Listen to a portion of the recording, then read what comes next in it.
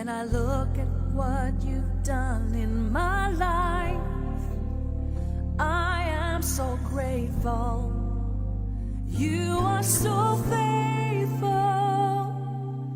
When my heart seems to stray from your ways, you show me your mercy.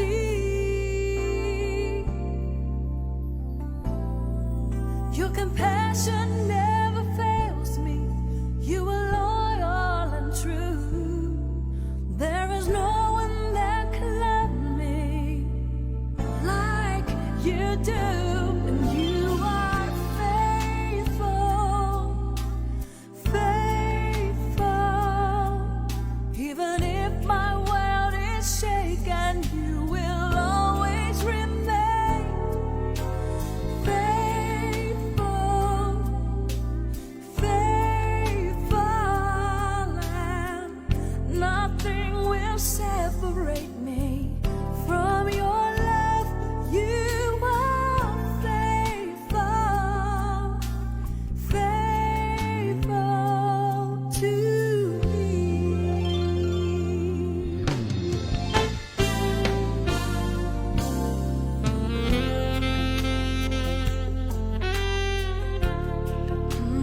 I am so grateful.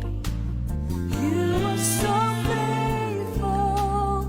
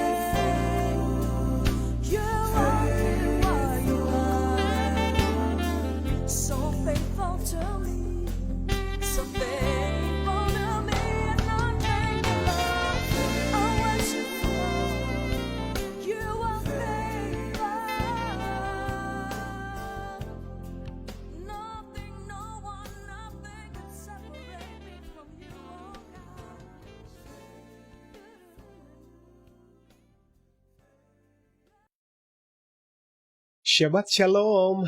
Good morning and good day sa lahat ng ating mga ka-daily devotional. Samahan niyo po ang inyong lingkod sa ating panimulang panalangin. Let us pray. O our God in heaven, ang papuri ay sa iyo. Ang pasasalamat ay sa iyo lamang. Ang kadakilaan ay sa iyo lamang.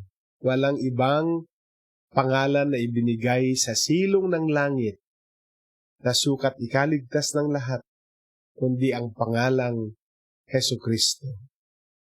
Sa umagang ito, muli kaming nagpapasalamat dahil alam namin na kasama ka namin ngayon, nasa kalagitnaan ka namin. Ang inyong presensya ang siyang yumayakap sa amin, nagpapalakas sa amin, nagpapasigla sa amin. At sa oras na ito, ang puso namin ay masayang-masaya sapagkat tatanggap uli kami ng biyaya ng inyong salita. Maraming salamat po. Pagpalain mo ang araw na ito, ang umagang ito, at dadaloy ang pagpapalang ito sa lahat ng tao, ang libu-libong sumusubaybay sa aming programang Daily Devotional. I-bless po ninyo ang inyong lingkod na maging daluyan po ako ng masaganang biyaya sa lahat. Sa pangalan mo, Jesus. Amen.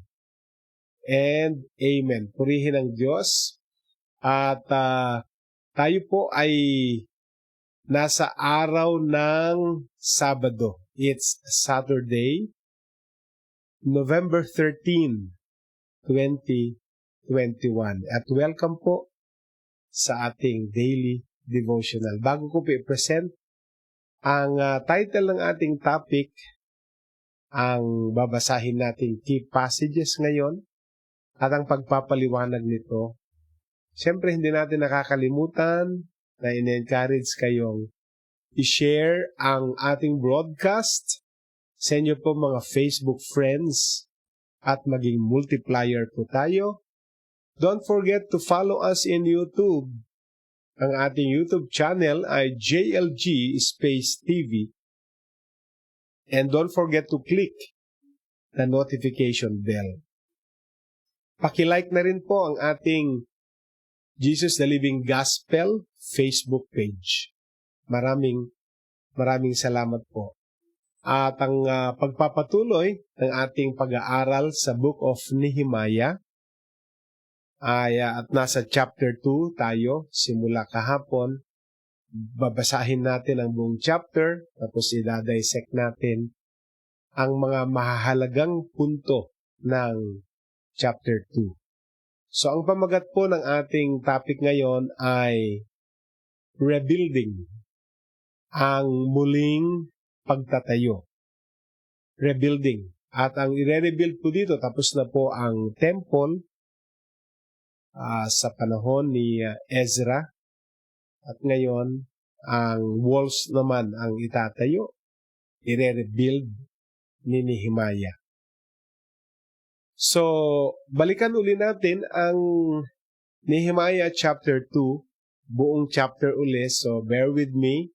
Magbabasa ulit tayo ng 20 verses, pero ang aking diin mamaya ay verses 15 and 16. Para makuha natin yung buong linalaman nito, basahin natin ang buong chapter 2. Ito po ang sabi ng verse 1. In the month of Nisan, in the 20th year of King Artaxerxes, when wine was brought to him, I took the wine and gave it to the king. I had not been sad in his presence before. So the king asked me, "Why does your face look so sad when you are not ill? This can be nothing but sadness of heart." I was very much afraid, but I said to the king, "May the king live forever. Why should my face not look sad when the city where my ancestors are buried lies in ruins, and its gates have been destroyed by fire. The king said to me, "What is it you want?" Then I prayed to the God of heaven, and I answered the king, "If it pleases the king, and if your servant has found favor in his sight, let him send me to the city in Judah where my ancestors are buried, so that I can rebuild it." Then the king, with the queen sitting beside him, asked me, "How long will your journey take, and when will you get back?" It pleased the king to send me, so I set a time. I also said to him, "If it pleases the king, may I have letters to the governors of Trans-Euphrates, so that they will provide my safe conduct until I arrive in Judah. And may I have a letter to Asaph, keeper of the royal park, so he will give me timber to make beams for the gates of the citadel, by the temple, and for the city wall, and for the residence I will occupy." And because the gracious hand of my God was on me, the king granted my requests. So I went to the governors of Trans-Euphrates and gave them the king's letters. The king had also sent army officers and cavalry with me. When Sanballat the Horonite and Tobiah the Ammonite official heard about this, they were very much disturbed that someone had come to promote the welfare of the Israelites. I went to Jerusalem, and after staying there 3 days, I set out during the night with a few others. I had not told anyone what my God had put in my heart to do for Jerusalem. There were no mounts with me except the one I was riding on. By night I went out through the valley gate toward the Jackal Well and the Dung Gate, examining the walls of Jerusalem, which had been broken down, and its gates, which had been destroyed by fire. Then I moved on toward the Fountain Gate and the King's Pool, but there was not enough room for my mount to get through. So I went up the valley by night, examining the wall. Finally, I turned back and re-entered through the valley gate. Verse 16, the officials did not know where I had gone or what I was doing, because as yet I had said nothing to the Jews, or the priests, or the nobles, or officials, or any others who would be doing the work. Then I said to them, "You see the trouble we are in? Jerusalem lies in ruins, and its gates have been burned with fire. Come, let us rebuild the wall of Jerusalem, and we will no longer be in disgrace." I also told them about the gracious hand of my God on me, and that the king had said to me. They replied, "Let us start rebuilding." So they began this good work. But when Sanballat the Horonite and Tobiah the Ammonite official, and Geshem the Arab heard about it, they mocked and ridiculed us. "What is this you are doing?" they asked. "Are you rebelling against the king?" I answered them by saying, "The God of heaven will give us success. We, his servants, will start rebuilding. But as for you, you have no share in Jerusalem or any claim or historic right to it." That is verse 20.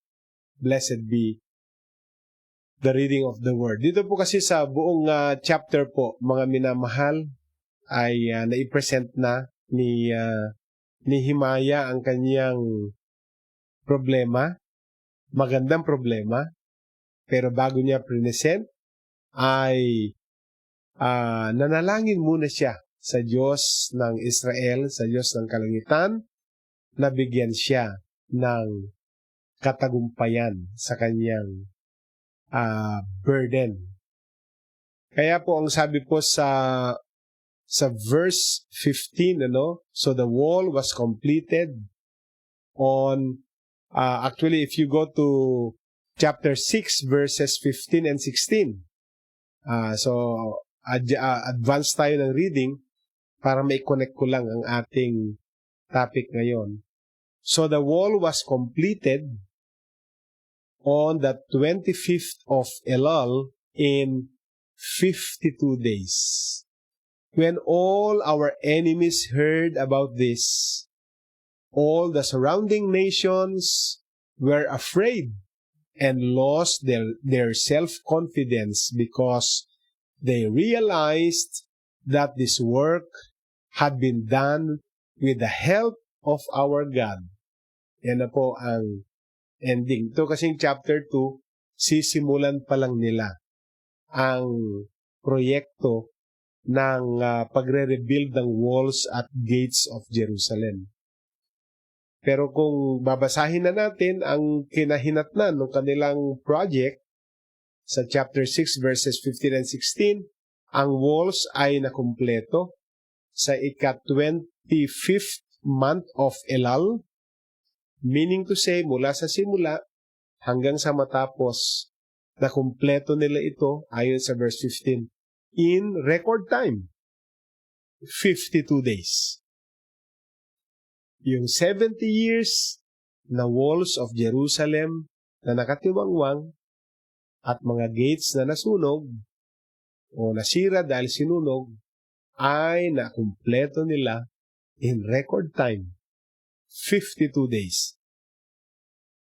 At nung nagawa nila yon, record time, 52 days, nung marinig ng lahat ng kanilang mga karatig na mga syudad at mga kingdom, when all our enemies, sabi po ng verse 16, heard about this, nalaman nila, natapos na, naitayo na ang walls of Jerusalem. And all the surrounding nations, ano po ang kanilang naramdaman? They were afraid and lost their self-confidence. Nangatakot lahat sila sapagkat isang malaking milagro. Kung hindi sila tinulungan ng Diyos, hindi po mangyayari yan. Hindi nila matatapos yan. Actually, itong mga enemies na ito at yung mga surrounding nations ay naghihintay lamang ito ng timing na malusob, mapasok, makonquer uli nila ang Jerusalem. Pero nung natapos ni Nehemiah at ang kanyang grupo, ay nangatakot ang mga nakapaligid na mga bansa at nawala ang kanilang mga self-confidence because they realized, sabi po ng verse 16, because they realized that this work, meaning yung pag-rebuild ng wall, had been done with the help of our God. Dahil alam nila, ito yung mga non-believing surrounding nations, na-realize nila na yung gawain, yung rebuilding of the walls, ay nagawa, na-accomplish sa tulong ng Diyos ng Israel. So, kinilala nila ang participation ng Diyos sa project na ito. This story, itong ating pinag-uusapan, takes place around the 445 BC. Bago po dumating ang Panginoong Jesus, 445 years pa before Christ, itong istoryang pinag-uusapan natin. So, Nehemiah, like many other Jewish people, had remained in Persia after a group of exiles were allowed to return and rebuild Jerusalem and the temple there. Ang istoryang ito ay patungkol kay Nehemiah nung matapos na ang 70 years sa Babylon captivity at Persians na ang nag-take over. Inalaw na ang ilang exiles na makabalik na sa Jerusalem para i-rebuild ang temple doon. Though the temple was now rebuilt, tapos na kasi walls na tayo eh. So, 70 years of captivity, 20 years ang ginamit to rebuild the temple, tapos 70 years na in ruin ang walls. So, tapos na ang rebuilding of the temple, but the walls of the city were still in ruins. Learning about this from visitors, di ba? May mga exiles na umuwi sa Judah, si Hanani, kasama po ang ilang kababayan. Nung bumalik sila sa citadel of Susa, si Nehemiah ay nakibalita sa kanila. Kumusta ang kalagayan ng ating bansa, ng ating lupain? At si Hanani at ang kanyang mga kasama ay nagbigay ng report patungkol sa kalunos-lunos na kalagayan ng Jerusalem. And Nehemiah was despaired. Siya po ay nanlumo, siya ay nalungkot. At bilang isang cupbearer, alam naman natin ang kanyang trabaho. Siyang unang nagtitake ng iinumin ng hari o kakainin ng hari. Siya ay taga-tikim. So isang position na kailangan ng tiwala. So very close siya sa king. Siya ay close in aid ng king of Persia dahil siya ay isang cupbearer for the king of Persia. His life was good, but his people in Judah were struggling. Maganda ng buhay. Maganda na po ang kalagayan ng buhay ni Nehemiah. Diba? Nakatira siya sa palasyo sapagkat hindi siya pwedeng mawala sa piling ng hari. Laging umiinom yung hari, laging kumakain yung hari. So, kailangan lagi yung cupbearer sa tabi niya. So, mahalaga ang kanyang tungkulin, maganda na ang kanyang kalagayan sa buhay, his life was good, ine-enjoy na niya ang palace, ine-enjoy na niya ang perks ng pagiging cupbearer, pero hindi rin siya mapakali.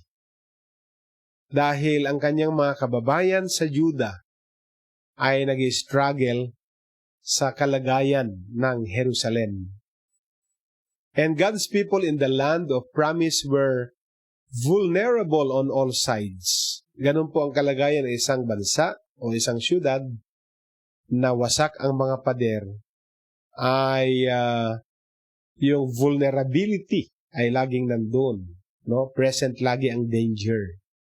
Kasi anytime, pag nakakita po ng pagkakataon ng mga surrounding enemies and nations, ay sasakupin sila, mababaliwala uli ang temple na kanilang na-rebuild dahil pag nalusob, pag napasok ng mga kaawayan, sinisira, sinusunog nila yan. So, matagal na nilang cry na ma-restore yung temple, ngayon restored na, pero hindi pa secured dahil sila ay vulnerable on all sides because yung walls ay wasak. So when the king asked Nehemiah why he looked so sad, Nehemiah explained. Diba? Hindi na niya itinago yung kanyang kalungkutan kasi sabi po sa binasa natin, never na nakita siya ng hari na nalungkot. Kaya sabi ng hari, hindi kita nakitang nalungkot kahit kailan. Kaya itong kalungkutan mo ito ay may kinalaman sa kalungkutan mo sa puso mo. Tinanong siya ng hari, ano ang iyong problema? At present ni Nehemiah ang kanyang predicament.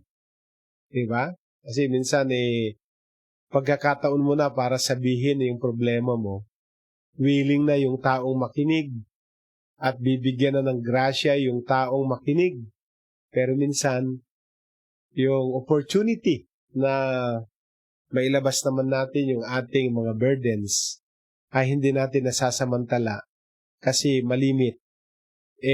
Naglilihim tayo sa katotohanan ng ating mga puso. Kaya nung tinanong ng hari, si Nehemiah, bakit siya malungkot? In-explain ni Nehemiah ang kanyang suliranin. And after praying to God, Nehemiah asked the king for permission to return to Judah so that he could rebuild the walls of Jerusalem. Humingi siya ng permiso na makabalik siya sa Judah upang i-rebuild ang walls ng Jerusalem. And in response, the king sent Nehemiah with authority and supplies to renovate the city. Kaya talagang pag-will ni Lord, ang mga bagay-bagay na ginagawa natin, huwag nating alalahanin ang supply ng ating mga pangangailangan. Sapagkat the moment binigyan ka na ng favor ni Lord, hindi ito partial, no? Buong biyaya ay pagkakalob ng Diyos.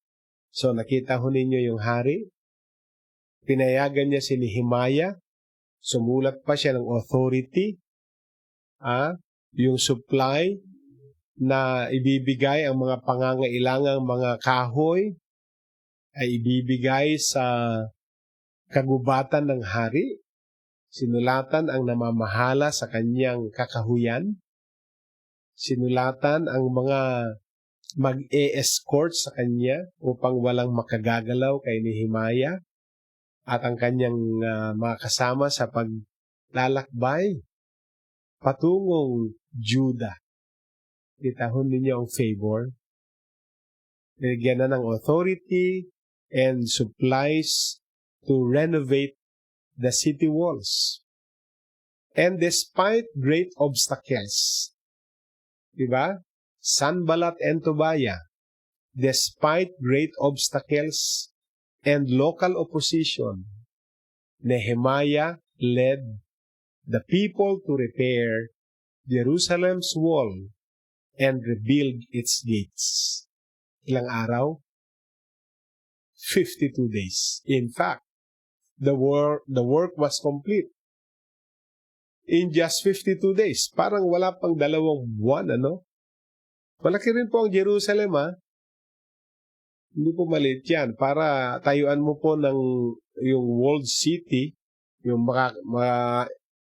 i-cover mo na, babakuran mo na, i-wall mo na yung lalong-lalo na yung templo ng Panginoon, malaking trabaho. Di po ba?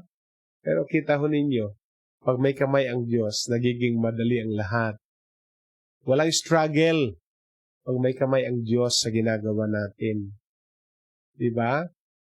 So, recognizing the amazing help of God in this feat, the surrounding nations stop threatening Jerusalem. Nangatiklop ang lahat ng mga kaaway. Nangatiklop ang lahat ng surrounding nations at huminto na sila sa pananakot sa Jerusalem dahil sila mismo na-recognize nila itong mga surrounding nations and enemies of Jerusalem, na-recognize nila ang amazing help of God sa kanilang project. Amen? We too can have hope today amid the wreckage of human failings when we finally realize we cannot save ourselves. Katulad din ni Nehemiah, sa ating mga panahon, sa modernong panahon, mga kaibigan, ay mayroon tayong buhay na pag-asa sa gitna ng matinding pagkakamali ng sangkatauhan kapag na-realize natin na hindi natin kayang iligtas ang ating mga sarili, kundi kailangan natin ang grasya ng Diyos sa pamagitan ni Kristo Jesus na kanyang anak. Into the ruins of life, Jesus has been born. Hallelujah! Sa lahat ng nasirang bagay sa buhay natin, sa lahat ng winasak, ng kaaway sa buhay natin, ipinanganak ang anak ng Diyos na si Jesucristo upang muling kumpuniin ang ating mga wasak na buhay. The Lord our God is our help and strength always. Hallelujah! Ang Panginoon nating Diyos ang siyang tumutulong sa atin at nagpapalakas sa atin sa lahat ng pagkakataon. Glory to God. Yan po ang agenda ng Diyos.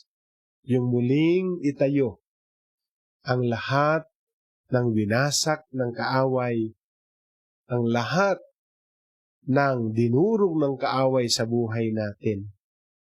As long as the moment ni-recognize na natin na kagagawan ng kaaway, ang wreckage ng human failings.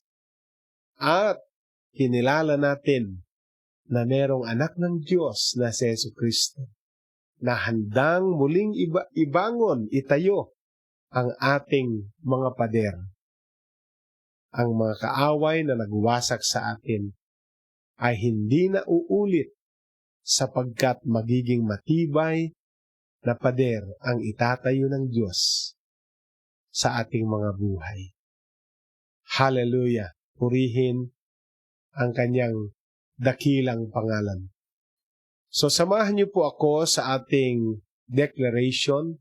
Sabihin po natin, Father, by your mighty hand, you redeem and restore us through Jesus, our Lord. In whose name we pray. Amen. One more time, say, Father, by your mighty hand you redeem and restore us through Jesus, our Lord. In whose name we pray. Amen and Amen. Purihin ang Diyos. So, tayo po ay mananalangin sa ating pagtatapos. God in heaven, maraming salamat. At dito naunawaan namin na anumang pagwasak ng kaaway, anumang pagsira ng kaaway sa mga buhay namin, meron kang agenda of restoration. You are a restoring God. And we recognize you as our restoring God. Maraming salamat po dahil ang mga kaaway na sumira sa buhay namin ay hindi na muli makakaulit pa dahil mula sa nawasak naming buhay ay magtatayo ka ng matibay na muog, matibay na pader na kailanman hindi na kayang sirain at wasakin ng kaaway. Pagpalain mong lahat ng tinanggap namin, pinapanalangin ko po ang libu-libong sumusubaybay sa aming daily devotional. Thank you, God. Thank you, God. In Jesus' name, Amen. And Amen. Purihin ang Diyos na buhay. Ito po ang inyong kasama, Pastor Rene Alog. Pagbabalik po ang inyong lingkod sa Lunes. Pero bukas po, Sunday, kalilimutan, meron tayong online Sunday service, alas 9 ng umaga. At sa Lunes po, magbabalik po ang Hope Hour, ang Daily Devotional, 6:30 a.m. Ingatan po tayong lahat ng Diyos at pagpalain ang gawa ng ating mga kamay. God bless us all and Shabbat Shalom.